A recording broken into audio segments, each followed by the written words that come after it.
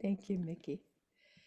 Hi, everybody. Welcome. I hope your day is or your morning is going well. And this, of course, is September 11th. So, want to really keep in mind those who are still really suffering from all that happened that day long ago. So I originally gave this talk in March, on March 15th of 2022. So a ways back. But I pulled it up because the theme this week that many of the teachers took up is truth, small t, big T, truth. And I thought, I was kind of scrolling through things and I thought, oh, I think we've done this once before. So I'm gonna offer this talk again, and because I think it's probably just as relevant. So when I was young, a friend once said, "The truth is a feeling." This has stayed with me over the years, and I find myself trying to suss this out. And this week's discussion, as well as previously about truth, got me going again. And I realized I had never really looked for sources of this idea of truth. And so, of course, I consulted University Google, and I Googled "the truth is a feeling" to see what I could find. So I found a blog in Psychology Today by Eric Dietrich, a philosopher, titled "The Psychology of Truth, Feeling It. What if truth is really a collection of feelings and attitudes?" And he had posted this on June 25th of 2016. And here's some of what he wrote.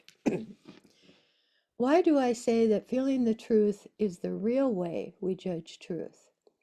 It is undeniable that feeling the truth, the conscious experience of knowing the truth, is a big part of how we know we are in touch with the truth. You know something is true because truth feels like something to you, and truth feels very different from how falsehood feels, or how uncertainty or doubt feels. Our conscious experience is crucial to our grasping truth, to our knowing that we know the truth. He calls this the personalization of truth. He goes on to say, this explains why everyone knows the truth but nevertheless disagree vehemently, like, say, over religion, or what does it mean to be human. He gives us an example of how this becomes dangerous. Some know the truth that flying a plane into a building, it's interesting, this came up again, huh? Flying a plane into a building is a supremely moral act that honors a just and perfectly powerful God.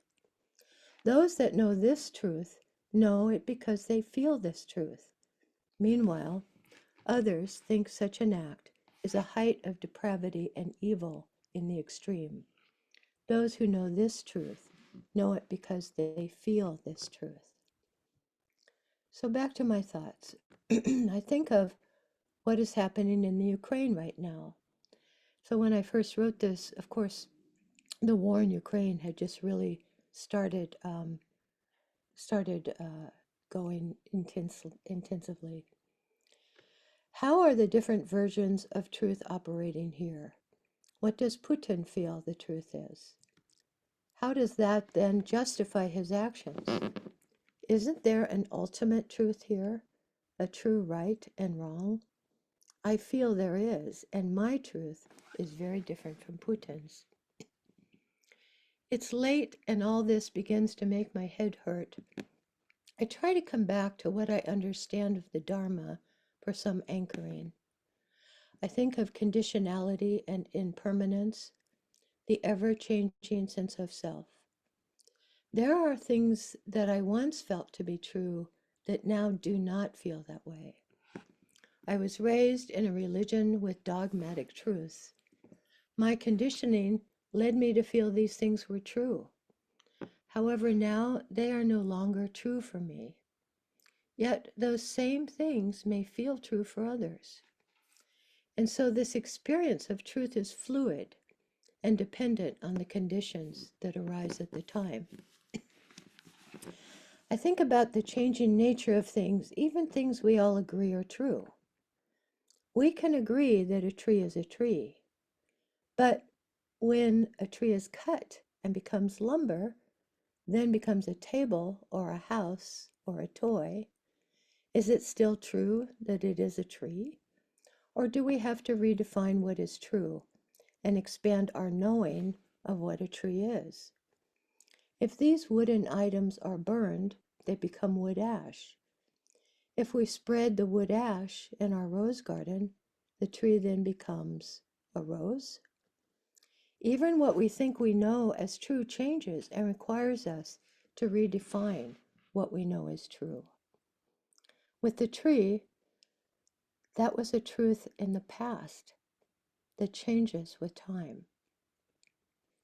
Or take water. We all agree that it is true that water is necessary to live, to drink, to water crops and forests.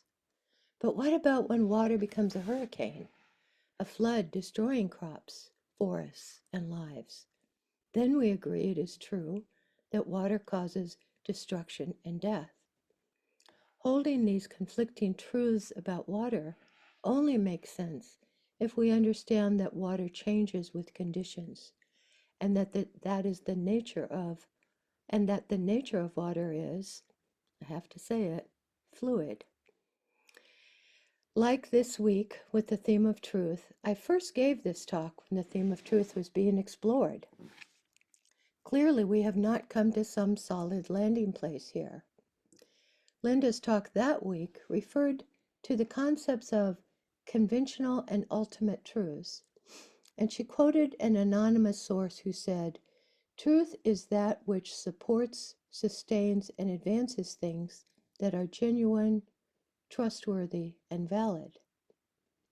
Not a distinction between a lower or higher truth, but two kinds of expression of the same truth. But this leads me to ask, how do we decide what is genuine, trustworthy, and valid? Isn't this also dependent on what conditions we bring to our experience? Isn't this also a feeling based on our experience in the moment? In this approach to meditation, we are taught to learn to define the Dharma and understand it through exploring our experience. In this way, I think I've learned to find what is trustworthy and valid by looking into my own experience, the conditions that I see influencing how I act, think, feel, and believe. Looking into the what and how of my experience. How did I come to feel something is true? Is it always true? Does this feeling of truth change under different conditions? Under some conditions, is this feeling not true? Can it be both true and not true? Can it be neither true nor untrue? This exploration can help me loosen my grip on needing absolutes and help soften self-righteousness. I might be able to understand another's truth that is very different from mine, or to briefly grasp the changing nature of truth or of myself.